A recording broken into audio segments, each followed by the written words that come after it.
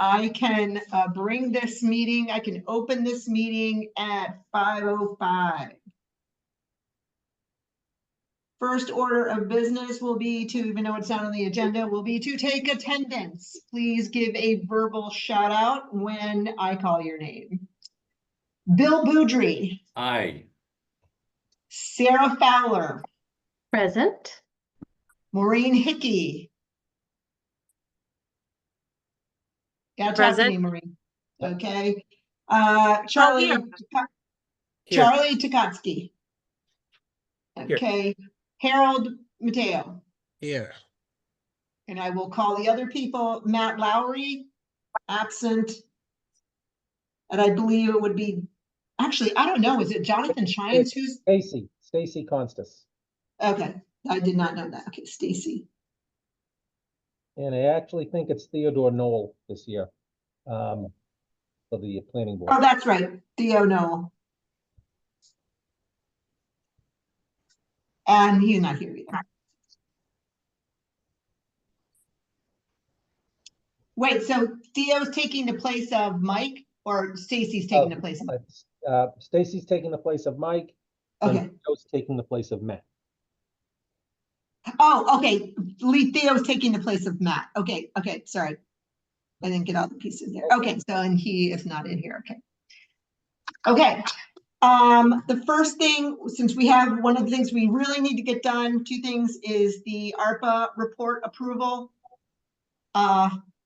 We need to get that voted on. So let's start there. This was issued at the last meeting. I don't know if people have it. I have it in front of me. I will just read you kind of the big picture here. Remember the ARPA grant funding was $200,000. The quarterly expenditures have been $18,121. The cumulative spend so far has been $24,271. Let's see. That's through April 30th. Yeah, through April 30th. We have May 31st. Through May 31st. Okay, so just to read you, the program was formally launched October 1st, 2024. Many of the recipients who were approved at the end of 2024 have had funds dispersed in the first 3 months of 2025. The Wakefield Renters is the RAP program was established October 1st, 2024 by the town's Affordable Housing Trust, provides a one-time grant to the town residents for their rental deposit and utility deposits or moving expense up to $5,000. At the time of preparing this report, 12%, the estimated percentage has been 12%. The trust has funded thus far 2 utility deposits, 5 rental deposits, and 1 move over a total of 4 recipients. So what else is report? The trust has a goal of dispersing an additional $10,000 for the next quarter. The trust hopes to achieve this by coordinating with other organizations, increasing marketing efforts, and consistent follow-up with applicants to ensure complete applications. So does anybody have any questions? I think Kevin can add to that. So that number of the cumulative amount of $24,271 is through May 31st of this year. The next ARPA report would run through June 30th. They do quarterly, and so Kevin, what is the total we think has been dispersed through today? So far through this, the final quarter ending June 30th, the amount for the quarter would be $33,873 for a total expend of $58,144. So I think that's great. It really took off in this when we got into the spring market. So great job putting that forward. Does that 200,000 have to be spent by the end of the year? 2026. Oh, 26. Okay, thank you. Yeah. So we're in good shape, really. Do you need a motion, Gail, to Yeah, approve I need a motion report? to accept. Yes, I do. So moved. Second. Second. Maureen. And Sarah. So first, second. Okay, we have to take a verbal vote. Roll call, yep. So please state yay or nay. Gail Siebert, yay. Charlie Tukoski, Yay. Maureen Hickey, Yay. Sarah Fowler, Yay. Bill Boudry, Yes. Harold Mateo. Yay. Okay, so moved and accepted. Okay. The next thing, cleanup business is the approval of the February 13th minutes. I sent those in a separate email to everybody. So does anybody have any questions on those? No, actually, I'll move approval of the minutes. I'll I have a second that, second. Maureen. Second. All right, I'm going to vote for acceptance. Gail Siebert, yes. Charlie Tukoski, Yes. Maureen Hickey, Yes. Military, so a lot of people. Yay. Sarah Fowler, Yes. Bill Boudry. Yes. Okay. Okay, so those minutes have been accepted. Okay. Now, the next thing that I wanted to bring up is the wrap requirements. So if you recall, we had, gone over, I'm kind of going to show it to you. You can always get it online, the wrap requirements. But now, ever since Samantha left, and I've been working with Kevin and Jackie Sorrentino, looking at the applications. So before kind of Samantha did the whole thing, and then I would just go in and sign it and Steve would sign it. But now that I'm seeing what's coming across the bow, there's a couple of changes that I would like to make. Or I suggest we make, I should say. Whatever our agreement is, who's ever signed up underneath the one that's currently posted, we'll have to accept those. But the two places that I would like to change, I'm going to read it as is and then tell you what I think should change. The grant, so this is on the second paragraph, the terms and eligibility. It says the grant and any due interest shall be returned to the tenant at the end of the lease term if and only if the tenant fulfills all lease requirements. In cases where the security deposit and any due interest, less any sums retained by the landlord because of breach, shall be refunded to the town by the landlord. I don't think that reads correctly. It sounds like if the tenant did everything they were supposed to do, then that security deposit would go back to them as opposed to be going back to the town who actually funded it.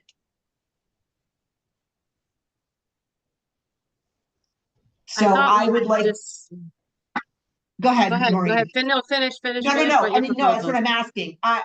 So that the object is that if they had a deposit that was $5,000, I'm sorry, I'm just being like, how can people scam the system? They theoretically could go, has the deposit, and then move out, get the deposit back, but then they're keeping it. Because that says here that they get it back. Is your suggestion that it goes back to the town? Yes. I mean, obviously, when it comes to utility, really the deposits could come back. It's the, we can't do anything on moving expenses. Obviously, that's out of pocket for us.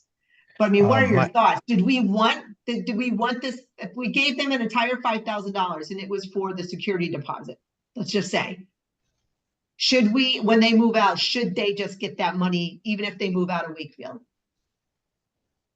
Just some thoughts on that, right? Because I deal with that Sure. every day. Okay. So essentially, I mean, a security deposit, are we talking here rental or purchase? Just to make sure. Right now, we're talking rental.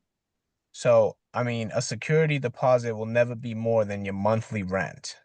So, if we're looking at a one bedroom that's $2,000 or 1,800, or a two bedroom that's 2,300, right? Or something like that. If they're moving out and they use this program, the likelihood that they will need that security deposit for their next rental is very high, unless something miracle happen, you know? But That's just my we've given them the money to live in Wakefield. They could now take that security deposit and move to Saugus. So I would add a stipulation that they would get their security deposit back if it's going to be going to a rental in Wakefield, and if not, we get it back as a town. Okay. Caveat it to rental in Wakefield. Correct. I Okay. had honestly not been thinking of this as a loaned amount of money, though. I thought this was A grant. a grant. Yeah. I was not expecting that we would receive it back, regardless of how they used it, particularly because if they use it one way, it would be spent, utilities, right? And one way, it would only be a loan, and that doesn't feel like equal footing. Okay, that's a good point. We did talk about this. I mean, the legalities of it, I guess I need to know more about, there's a lot of, regulations around security deposits, and if it's in the tenant's name and not in the town's name, you know, how does the town get that back then? How does the landlord give that to the town? And also, where does the interest go? You know, the interest is supposed to go to the tenant annually. I mean, I would need to know more about, you know, Yeah. it's a tricky law, the security deposit law. Okay, that's good information. I would be worried that It's would, tricky, and yeah, it I would be also worried we would involves be a lot of violating something. management. Okay, I guess that's why we had it in there. It's just that we had a situation where it looked like people were like just switching apartments. And they wanted to have they were already in an apartment and now they're gonna go to an apartment that's like right next door. And now they wanted to go, but they hadn't been in the program. So now they want the program to move into the apartment that's right next door. That's what we saw. And I was like, oh, so what they're gonna do is like, how do we know they're just not gonna take security deposit? Like, but I guess to your point, Harold, is that it's not, we're not talking like $5,000. The security deposit's only going to be 1,800 to maybe 2,000. Yeah, depending on what unit size it is. And I'll tell you, even at the state level right now with the home-based program, where the state is giving like $7,000, right? That covers first, last, and security. Some people that don't even really need it still go for it because they see it as free money. So I mean, I guess you got to have some sort of like faith-based / ethics, and doing some due diligence on who you're giving this money to, and that they really need it to apply it to what it's going to. That there's actually people and families that have a need, and hopefully that's who we're serving. And that's right. I mean, that's kind of what we've seen is now we're starting. I mean, now that I've seen them up close, I'm kind of like, is this really in the interest? But our hands are tied based on what we're saying, what we've already stated. So, okay, this is good information. We can leave that alone. I just was now wondering how that was, as I saw some of the things that I saw happening, and I was curious. Okay, so we'll leave that one. But now here's the second one I'm thinking that maybe we should change. And this is because of something else that Kevin and I had seen on an application. And also I talked to our compliance officer here related to LIHTC. So we now only have that in order to be eligible for the grant, the household income shall not exceed 80% of AMI. Okay, that's standard. But you could have assets of a significant amount of money. This gets back to, do you really need it, right? Which what we're trying to serve. Now, when I went to look at the restrictions for like purchasing a house, there was a asset limit of $75,000. So when I talked to my compliance person as it related to the properties we serve, low income housing, she goes, oh no, she sees it all the time. where people are at 80%. They could have $1 million in assets. And they would theoretically still qualify because their income is only at 80% of AMI. So my So I question can- to the group is, in the case of the person who requested money, he's probably it appears on the surface that he's like selling their house, which is worth $850,000. He has a $20,000. So the guy's going to end up, let's just say, with $300,000 worth of cash after the sale. So he's got the assets, but there's no asset qualification in our agreement. So and he qualifies based on his income for a 2-person household in Middlesex County. So we couldn't deny it. So I wanted to bring that to the group. Do you think we should put a clause in here that relates to assets? Or do we leave it the way it is, that it's just on income? I don't think that's a bad idea. I can tell you, for our public housing programs, the state public housing units, there's no limit on assets, but HUD just implemented or is in the process of implementing HUTMA. I don't know if anybody knows about all the changes that we're trying to make, but there is $100,000 asset limit now on the HUD public housing programs. So I think that was, I mean, I don't see a problem with that. We do have tenants that have a lot more assets than that. We're going to grandfather everybody in. We're not making anybody move or anything. But right, exactly. I think that's probably pretty fair, and that's in line with what HUD is doing. Okay, so the 100 right now, I think on the mass housing website it's 75,000, but you're saying HUD's changing it to 100. Well, HUD for public housing. So on the mass housing website, it might be for the LIHTC, like you said.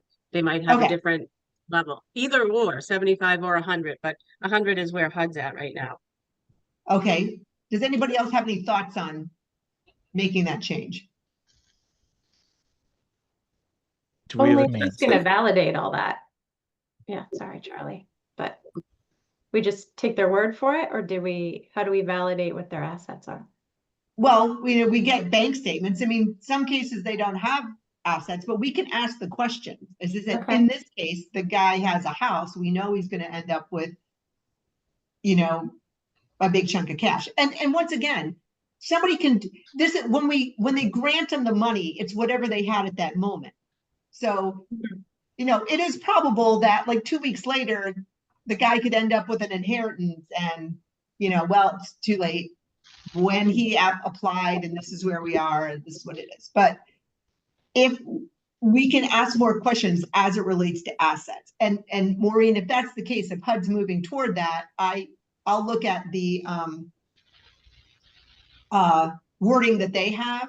Like, what assets does it include? Like houses, cars, or is it like that's exempt and it's only bank accounts? And I don't know what the details are. Yeah, it definitely doesn't include cars, but definitely property, mostly bank accounts, IRAs, things like that. Okay. You see a lot of, I think that, and you're just asking people to verify, right? They sign the application under the pains and penalties of perjury. And that's the best we can do. You can ask people to be honest, and that's what we do on our side too. So, and most people are pretty honest about it. But I don't know what we would do if we found out someone wasn't honest. I don't know. No, I mean, like I said, there's not much we can do. I mean, there's going to be shady characters. It's just that when we were approving this one gentleman, that's what we noticed. We're like, okay, this is not necessarily in the spirit of but he does qualify under the 80% and we don't have an asset limitation. So therefore, he theoretically still qualifies. So I just wanted to close the loophole if everyone agreed. I agree with what you're proposing, Gail. Okay. I have a question. Did we ever officially join the Regional Housing Services Office consortium? Oh, that one long acronym, MCH, whatever. Yeah, I just wonder if because they administer a bunch of these programs, just to check like kind of what the practice is across other comparable communities. Yeah, I think I agree with this in theory, but if I don't want us to be an outlier, if no one else is asking for assets. My last understanding of that group that Samantha had talked to us about was they don't have anybody leading it. So Okay. it's kind of in limbo Hiatus. right now. Okay. Yeah. I think they had somebody, but they never continued or left it. Okay. But I think And this is this, consistent with the, what DHCD does with, the purchases. So the asset. There's an asset limit on the affordable, I believe there is, oh, isn't there? absolutely, that, bias. absolutely, that's, yes. Yes, that does exist. That, and that currently, as I said, under mass housing is 75,000. 75. Yeah. Yeah, I mean, Do that's you a have- fine idea. Anybody else have, and, okay, so I'm a little bit confused. So can we, so Steve, do we vote on making the change of putting an asset limit in the document? Certainly can. Okay. Vote in a second, and then roll call. Okay. vote. I don't know if I'm allowed to make the motion So to moved, so change the moved, so language to moved, include an so, asset limit. so moved. I guess we Okay. need to clarify the limit though. The amount, yeah. I do Uh, this. Moving it I at do at 75 or 75. 100, I in do line with mass 75. housing. Yeah, I think I'd favor the Massachusetts rather than HUD. Right. Okay, so it's Good show. $75,000 for mass housing. So move. Okay, I I'm will gonna take, second that. great, so Bill Green. So Boudry and Moran, yeah. So I'm gonna take a vote. Gail Sievert, yes. Charlie, Yes. Maureen, Yes, Sarah, Yes. Bill, Yes. Harold. Yes. Okay, so moved. We'll make that adjustment and let you guys know when the change has been made, and we'll when we change the documents. But anybody, so Kevin, but Yeah. anybody who has applied under this one, it doesn't, the limit won't apply. Any new that- applications going forward? Yes. do we want, do Once we we, want to, once we post it to the website where people can get it, that's when it'll trigger. Anything after that would be under the new. And you'll let should me we know when put a, that is. should we put a date on it? Yeah, put an effective date. Is it clean to July do 1st. July 1st? I'm sorry, say it again. Yeah, say effective July 1st. Okay, effective July 1st can do. I mean, is there an actual document that the Yes, person? Yes, So this will be included now in the document that it's not, doesn't currently exist in it, right? correct. We're gonna make the change. Yeah, okay. And then we can have it be Yeah, up to the website on July 1st, and so anything after July 1st. But Kevin, if somebody comes in, like I said, for the next couple of weeks, it's gonna be under the old one. Okay, Okay? And if we have And any make- questions, you and I can talk about it. Yeah, and I would make sure that I put on the bottom of the document revised on this date. Okay, exactly. Yep, we can do that. okay, very good. Okay, so the next one is the extension of the wrap to purchases. So Steve, I know this is, you can be more succinct than me on this. Sure. So I always thought that this would be a good help for people purchasing. We have, although most of the new projects coming in town are rentals, there is one affordable for sale condo, the Renly condo place, and those affordable units are going for 290,000 or so, which what a great deal for somebody to be among condos that are $1 million, you know, on either side of you. And I actually had someone who actually dropped off an application who won the affordable lottery there. Wakefield kid buying a Wakefield unit. And I said, listen, fill it out. Right now, it's only for rentals, but we'll take a look and see. So I have his information. I would suggest if the trust decides to go this route, that we definitely have a soft second mortgage liened against the property. We had a soft second mortgage here years ago excuse me, through the federal government when we had community block grants. Unfortunately, Wakefield became too much of a wealthy community and we were no longer able to get them anymore.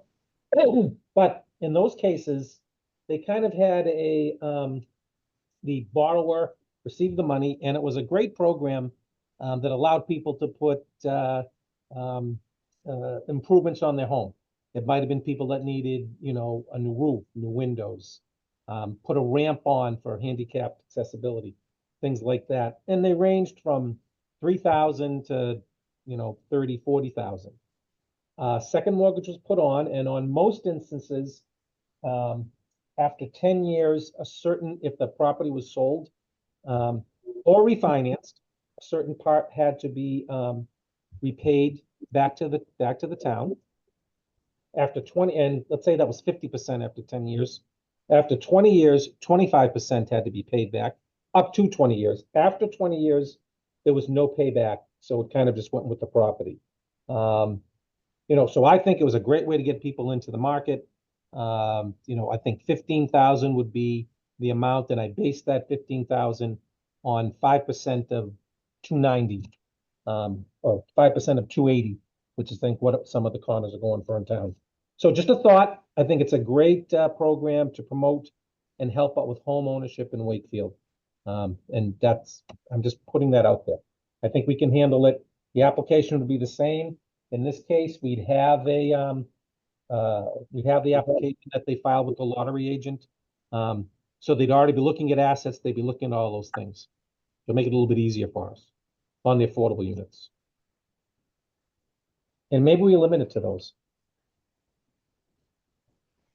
We limit it to affordable units. That's what I think so. Is that what you're saying? Okay. Yeah, a suggestion.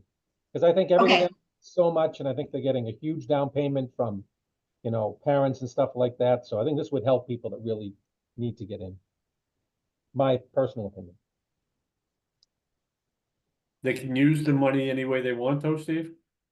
Obviously. Yeah, for down payment, closing costs, and we'd have a lien on this case. Hmm. So, we'd be secured if they, if they sold in a couple of years because they're moving on.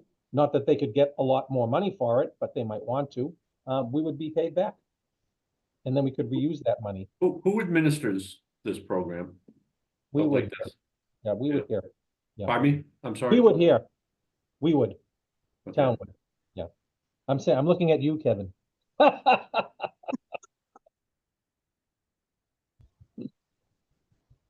And Right- so does that Right now, mean to tell that, you the truth, right now I do. When it comes to my office, I still have some of these out here, and probably once every few months, someone comes in that, they're finally selling the house, they need a release from the town on it, or, the property sold, and we'll get we have a second mortgage out there, and we'll get a check because it's, they sold within the time period. And that could go back into the housing program. So where the renter will never get the money back, and we could getting some of this money back for the trust. So do you have an application or a contract, Steve, that we can, Yeah, I can forward out what we did before, a sample. It was very simple. It was 2 pages. and it that was- second mortgage is filed with, on the deed, it's on the deed. So if you did a Right, check, it's it would be filed on at it's recorded at the registry of deeds, so okay, if the bank attorney on the refinance or the buyer's attorney on a new sale would have to pay that off to give clear title to the new owner. okay. I just want to make sure, because obviously you said that thing with Heron Pond. Like- Yeah, that was, but they missed it. I mean, you can't help it if they miss it. I'm glad I'm not the attorney on that one. Completely. So, we'll be in court on that one. so can we keep this on the agenda and for next month when we see the application, and then maybe we can come up with like a. Kevin, are you happy with that? Kevin, I'll dump it to you and Mullen. Yes. Yeah, Sorry. I'll make sure it's coming back on the agenda. I don't want to lay everything on Kevin. But I want to emphasize, group, this is why, this is where you miss Samantha. Yeah. you know, Well, and the we are- need for a we are town advertising. planner is We are pretty advertising. big. We are advertising. It's not an easy position to fill. No, I just don't want town council to decide it's, It's in the budget, in the budget. okay. So we'll keep that on the agenda. Another item that has come, that Steve and I have talked about that I'm bringing to the group, and I sent it out to people. So I work with Icon, and yes, Steve, I know we got to take it out to Yeah. feasibility, but I wanted to start this discussion. I work with Icon, or our company works with Icon. We have done with them a number of school renovations for LIHTC housing. Okay. Actually, all I really wanted, like, I didn't want it to be, they came up with this formal, and I sent it out to people just so you could see it. And it's not really the intent of what I was thinking, so I just want to kind of discuss this. I think that what we need is we just need an architect who's like way smarter this entire group to just go look at it and at a very high level, just do a fit test.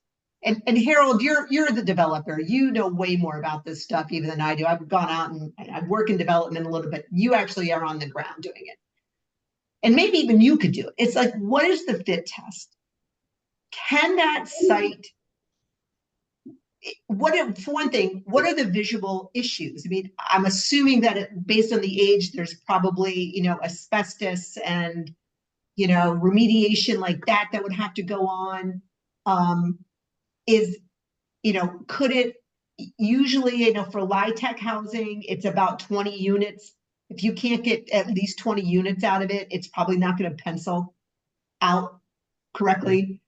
Preferably, actually, we kind of look between 30 to 50 units on our stuff. So it was a matter of getting an architect to come in and just do a high level fit test that says, this is what, okay, look, I looked at it. My professional opinion is you could do this. I think that's good. Highest and best use is what I would call it.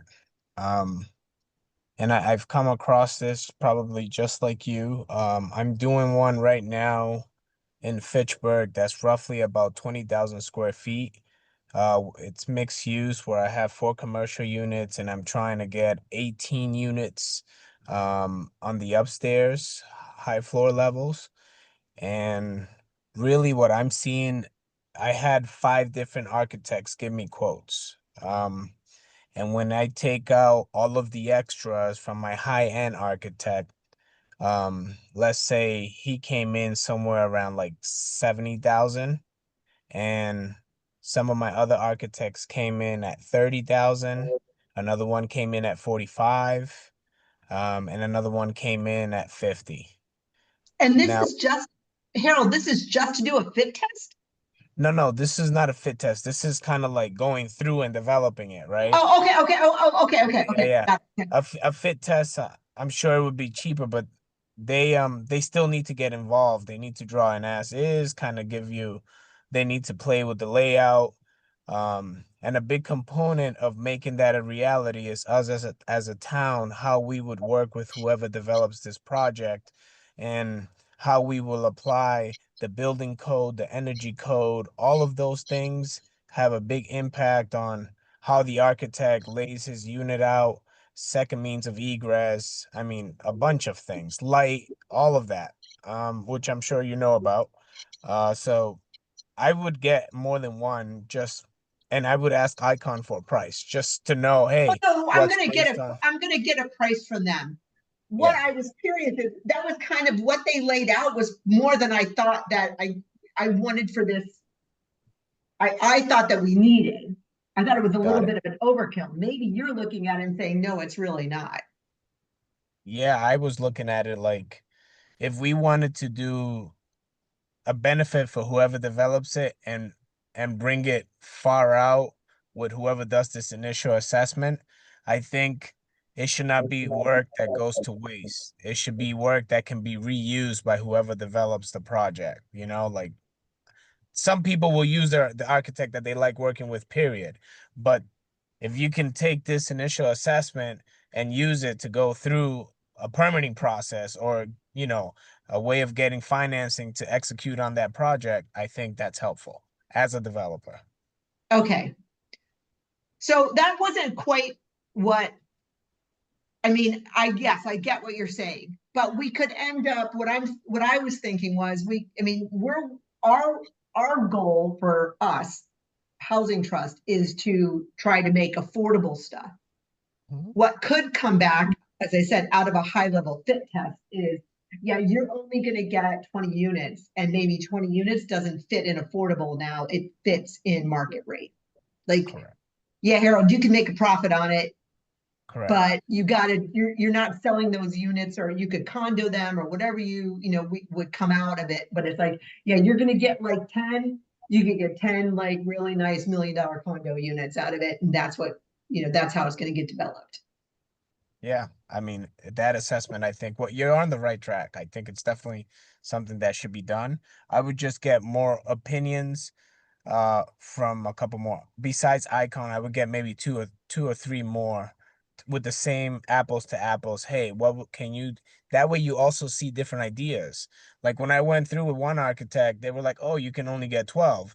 Another one said, hey, I can get you 18 to 20. We need to have a 2-hour fire rating, a corridor here, and this solves you this problem. So I got a different sense of ideas. Okay. Well, if you could, if that's the case, I don't know how this works, Steve. Is this something where we have to post it and then any kind of architect can Yeah, come? I would, we would decide what we want, and I think we would have to, put out an RFP for it. Okay, well, I guess so. More thought's going to have to be drawn into this. As I said, I was looking more for just, as I said, a high level. Can somebody just tell us what we can do here?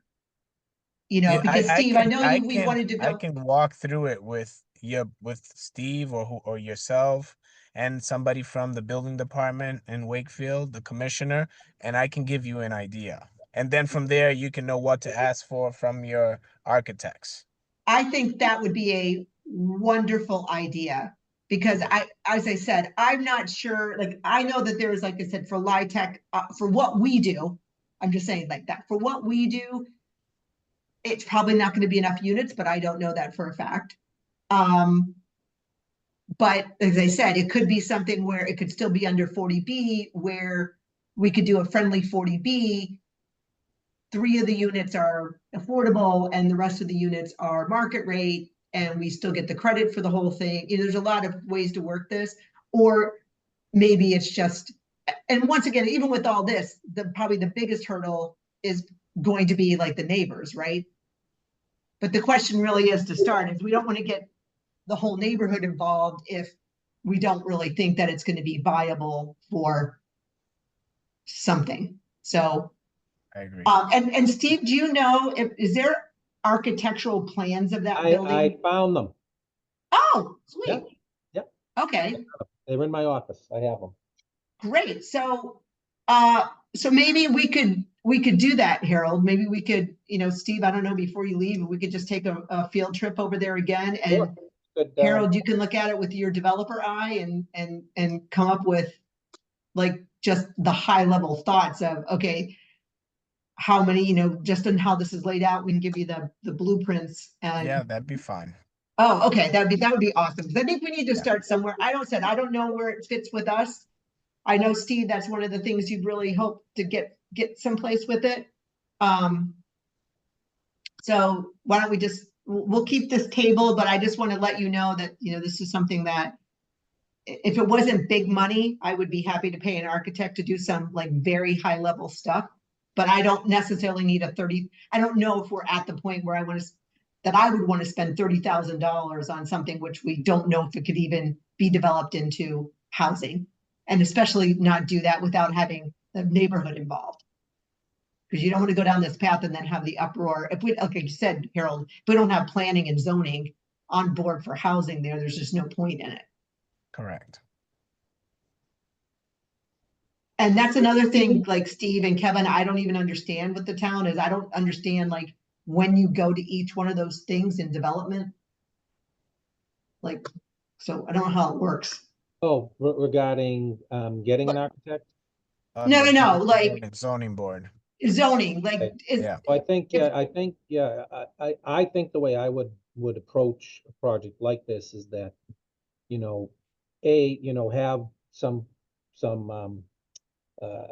framework of what we think it could, it could develop into. And then I think the best way to sell, well, first of all, we'd have to then have neighborhood meetings. The town council would also have to be involved. And, if the neighborhood, which years ago, the neighborhood was supportive of building housing units within the existing footprint. They did not want to have any additional units. The same thing with the Franklin School. We did that 10, 15 years ago, that they wanted units within the existing building without any addition. And that happened, that went to town meeting, was sold by a 2/3 vote. I think if you went in the same process here and said, hey, we had architects look at it, here's what it's gonna be. It's gonna be 10 units, 12 units, 15, whatever the number is, we don't know. And then get neighborhood buy-in, and then get that permitted by the Board of Appeals. And you'd need the town council to agree to that. And then I think if we went out to bid to sell it, and I think then if it's already permitted, I think we'll get a bigger price. I mean, Harold do that. If you have it already permitted, you don't have to go through that as a developer. Absolutely. That's a huge step. And we don't have to Saves pay. you a lot of time frame too in the development. Holding costs. I mean, it's a leap. It's worth it. Yeah, that would be my envision. But the first thing probably just to go through it and see what you think.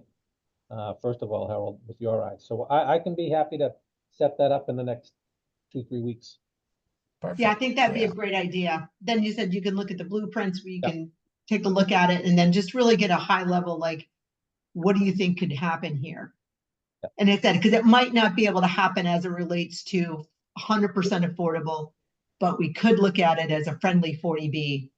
And we could look at it as putting it out at, 50, 60% of the AMI we wanted instead of 80. We could do a lot of things as the owner, requiring those things. Right, right. As I said, having it more of a friendly 40B, which means there's still going to be some market rate units in there. So, okay, great. So thank you for everybody participating in that, and we'll keep that on the agenda as well. The next one is housing production plan, and honestly, Steve, I don't know if you're gonna, I don't even know where we are with that at this point. Well, the planning board approved the plan, I think, last night or the night before, and it will be in front of the town council on the 23rd of this month. I think Okay. it looks very good. I mean, the Affordable Housing Trust technically doesn't have a vote in this, but I can see about getting that draft over so you guys can at least review it and maybe make comments before, individual comments before the 23rd, which is when the town council will have it. And And does as that it have to be per- approved by HLC, Steve? That goes into EOHLC, DHCD?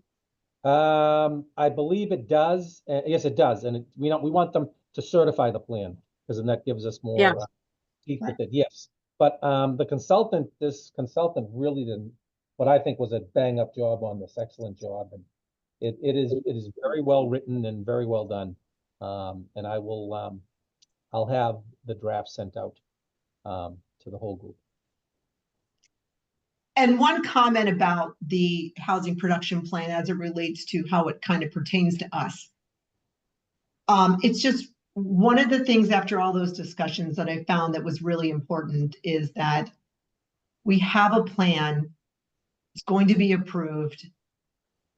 We have to continue to be in front of zoning and plan. This group needs to be in front of zoning, planning, town council to keep the town on the track of what the plan has proposed. Because it appears as if, and I were not involved in politics at all, but that there was a plan historically that kind of just got put into a drawer and never really came back up again. And so I think it's important that I believe that the plan calls for like the Wakefield Housing Trust to be participating at least once a year, if not twice a year. A where review of we're- it, review what we're doing. Yeah. Yes, so we have a review with the zoning, keeping zoning, planning, town council, this group together to make sure that the town, there's some accountability that the town is continuing on what that plan is stating. So, and it takes all of us to be aware of that and, you know, participate in these things as they come up. Instead of taking a passive role, we take a more active role there. Oh, Gail, you're on that committee. I mean, I think it's a great product. Oh, no, I do too. I do too. I think they covered all the bases, you know, that you could cover. So yeah, and the group was very good, easy to work with. And the nice part about them too is they seem to be like, you can ask them questions, you know, this, especially in this point where we don't have a Samantha to go to, like they're the knowledge base on some of the stuff that Sam would be able to tell us about.